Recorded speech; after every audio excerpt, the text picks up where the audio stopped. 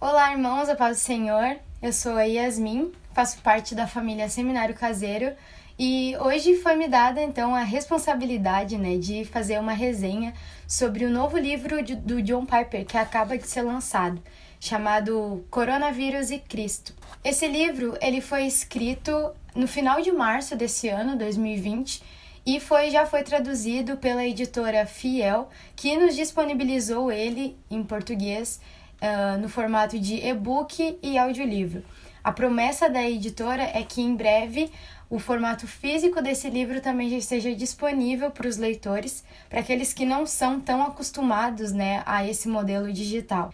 O livro ele é pequeno, ele tem cerca de 100 páginas, tem uma leitura direta, muito fácil, muito clara de ser entendida, e por se tornar de um assunto tão atual, ele prende muito mais o leitor. Então, se você quiser, em uma semana você consegue terminar esse livro.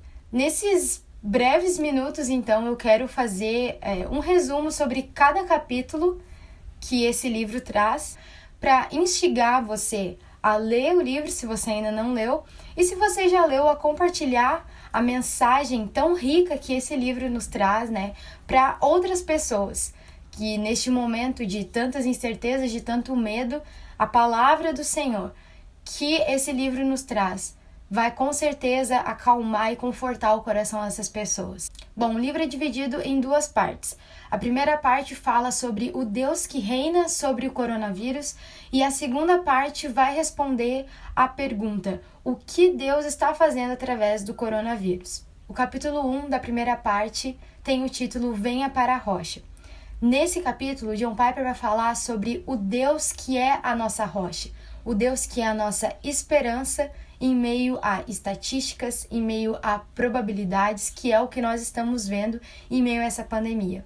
Eu até destaquei uma frase que John Piper coloca logo no início desse primeiro capítulo, que diz assim: há um lugar melhor para permanecer, uma rocha de certezas ao invés de uma areia de possibilidades. John Piper vai convidar o leitor a permanecer nessa rocha que é firme, que não é frágil e que não é uma areia. Deus, além de ser a nossa rocha em meio a essa tempestade, ele também é a nossa esperança.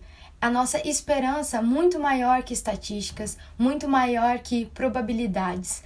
Há uma frase em que ele diz assim: a nossa esperança não está em probabilidades, a nossa esperança está em Deus. A nossa rocha nesses tempos é a ação de Deus no mundo, que está agindo no agora e vai agir no futuro. É o Senhor Deus quem decide se vivemos e morremos.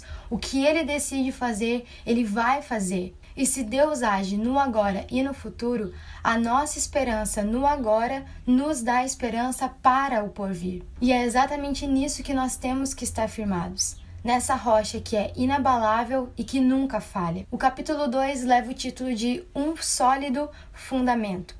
Aqui, John Piper vai mostrar que a palavra de Deus é o único fundamento e o suficiente conforto para a nossa alma. Ele nos leva a confiar na palavra de Deus. Palavra essa que nos toca e testifica de quem Deus é. Um trecho desse capítulo vai dizer assim: ele não está em silêncio. Dificilmente uma página da Bíblia é irrelevante para esta crise. Piper vai mostrar que a palavra de Deus ela vai ser doce mesmo em tempos agridoces.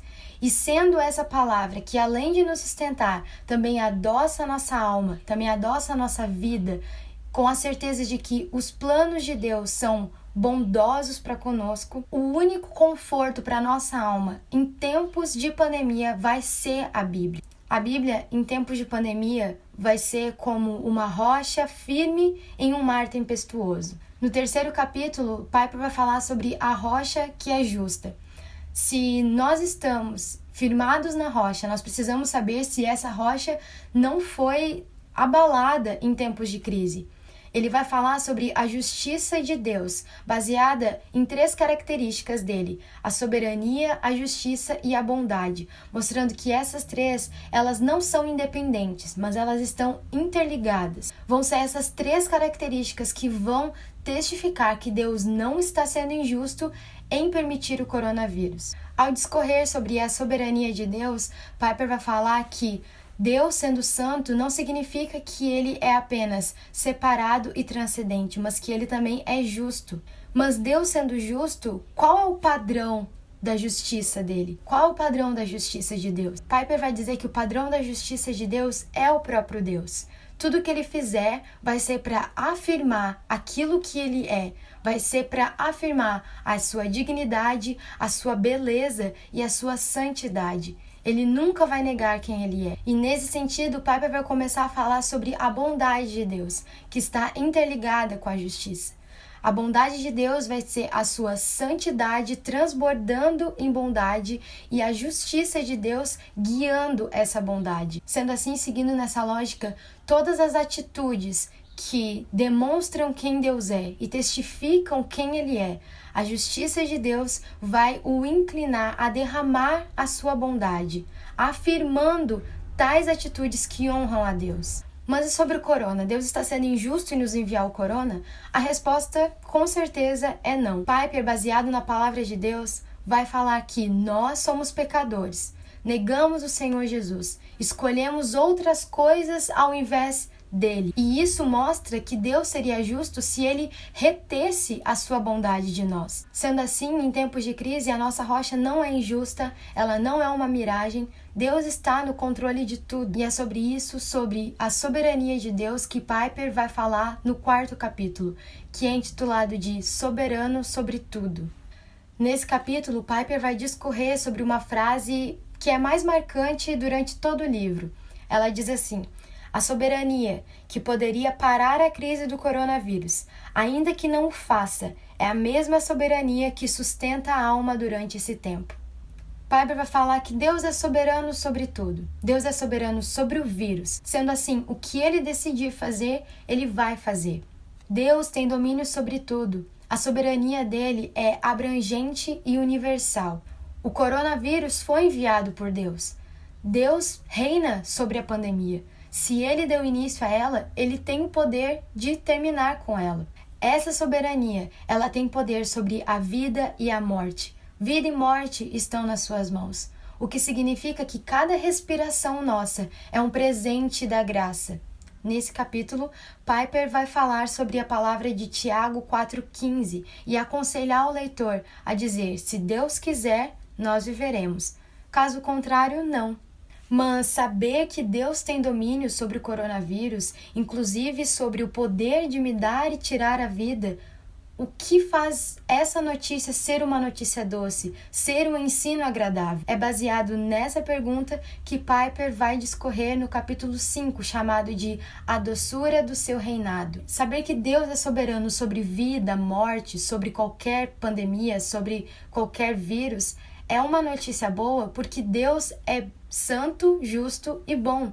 O ruim seria se Satanás, se as doenças, se todas as calamidades tivessem a última palavra. Nesse capítulo, Piper vai trazer a palavra de Romanos 8,32, nos dizendo que Deus nos assegurou todas as coisas diante da morte do seu Filho, pelo sangue do seu Filho que foi derramado. Mas todas essas coisas são as coisas que nos levam a fazer a vontade de Deus, que nos levam a glorificar o seu nome. Piper vai falar que nenhum vírus se move a não ser que Deus queira. E essa soberania meticulosa, ela serve à santidade, à justiça, à bondade e à sabedoria de Deus. É isso que nos traz a paz. É isso que nos faz testificar da doçura do reinado de Deus. Essa soberania meticulosa faz com que tudo, amargo ou doce, bom ou ruim, contribua para o bem daqueles que amam a Deus. Passando então à segunda parte do livro, Piper vai dar cerca de 6 respostas para a pergunta: o que Deus está fazendo através do coronavírus? Para ficar mais rápido esse vídeo, eu vou discorrer apenas sobre uma resposta e vou citar as outras. Se você tiver interesse, vai ter que ler o livro todo. A primeira resposta para a pergunta: o que Deus está fazendo através do coronavírus é ilustrando o horror moral, enviando julgamentos divinos específicos, despertando-nos para a sua segunda vinda, realinhando-nos ao valor infinito de Cristo, criando boas obras em meio ao perigo, desprendendo as raízes para alcançar as nações. A resposta que eu quero discorrer aqui é sobre a primeira resposta, ilustrando o horror moral. Piper vai falar assim: Deus está dando ao mundo, no surto do coronavírus, assim como em todas as outras calamidades, uma ilustração física do horror moral e da feiura espiritual do desdenhoso pecado. Nessa resposta, Piper vai dizer, à luz das Escrituras, que o pecado ele é o motivo de toda a feiura e miséria do mundo existirem. Toda a beleza do mundo ela está entrelaçada com doenças, destruições e frustrações. E toda essa devastação, todas as calamidades que nós vemos no mundo é devido ao julgamento de Deus, pelo pecado do homem, pela queda do homem. E esse juízo de Deus, ele atinge inclusive os seus filhos.